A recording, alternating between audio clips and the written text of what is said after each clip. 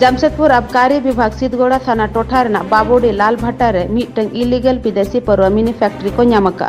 आबकारी विभाग आयमा दिन खोन गे बाबोडी लाल भट्टा टोठा रे इलीगल मिनी फैक्ट्री रेना बाबते खबर दो नामका। मेनखान ओकारे चलाक कना नोआ इदी कते बडाय दो बांगे तहां कना।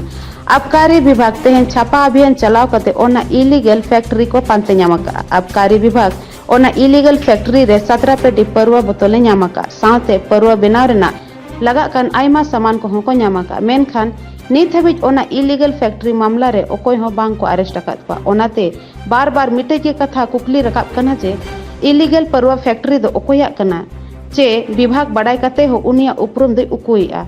शहर बाजार भितरे इलीगल रूप ते परवा बेना रेना फैक्ट्री चला कना नोंका रे अखबारी विभाग मालिक नुतुम बाय बडाया नोआ दो एकाल गे पत्ते बाय हिजुक कना। हम लोग को गुप्त सूचना मिली कि फलना जगह लाल भट्टा गवाला पट्टी में अवैध शराब का निर्माण किया जा रहा है।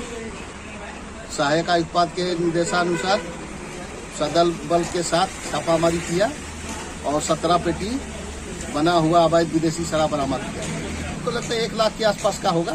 सब बना हुआ है शराब और उसको मिलान करेंगे, उसके बाद पता चलेगा कि